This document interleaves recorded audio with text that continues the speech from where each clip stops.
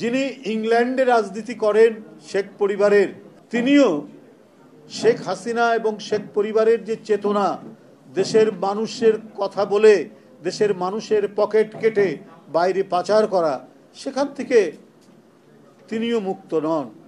Tulip Siddiqui Sheikh হাসিনার কাছে শামীম ওসমান অত্যন্ত প্রিয় মানুষ, কিন্তু দেশের মানুষ জানে যে নারায়ণগঞ্জের একজন গডফাদার।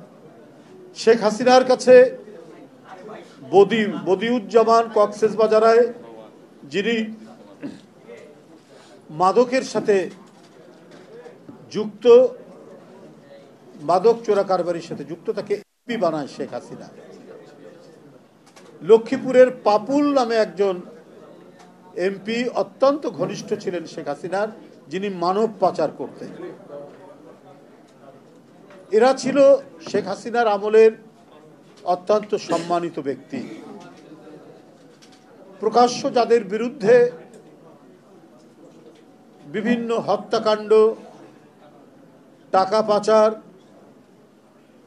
এবং নানাবিধ অবৈধ কর্মকাণ্ডের অভিযোগ রয়েছে, মানে ফ্যাসিবাদী দুঃশাসনের মোটা দড়ির মধ্যে গোটা জাতির কণ্ঠকে আটকে রাখার পরও যতটুকু খবর প্রকাশ পেত, তাতেও দেখা গেছে যে তার ব্যবসায়ীরা, চট্টগ্রামের ব্যবসায়ী এস আলম থেকে শুরু করে সালমান এফ রহমান থেকে শুরু করে যারা শেখ হাসিনার ঘনিষ্ঠ, তাদের টাকা পাচারের কাহিনী, সিন্দাবাদের গল্পকে হার বানিয়ে নতুন রূপকথার গল্প বাংলাদেশের মানুষ শুনেছে, যেটা রূপকথার মতো গল্প হলেও এটি বাস্তব এবং এটি অত্যন্ত সত্য ঘটনা ছিল। এদের বিত্তবিলাস সারা পৃথিবীতে ছড়িয়েছিল। কোন মন্ত্রীর পুত্রের খুব দামি ফ্ল্যাট আমেরিকানরা যেখানে কিনতে সাহস পায় না, আমেরিকার ম্যানহাটনে, সেইখানে সাবেক মন্ত্রী নাসিম সাহেবের পুত্রের ফ্ল্যাটের খবর আমরা জেনেছি, আমরা পেয়েছি আওয়ামী লীগের একজন এমপি এবং মন্ত্রী তার 250 মিলিয়ন পাউন্ডের কয়েকটি বাড়ি লন্ডন, ইংল্যান্ডের বিভিন্ন জায়গায় ছড়িয়ে পড়েছে, যেটা আন্তর্জাতিক গণমাধ্যমে থেকে আমরা পেয়েছি। এটা অত্যন্ত সত্য ঘটনা, এটা আমরা বানিয়ে বলছি না, ডকুমেন্ট সহ এসছে।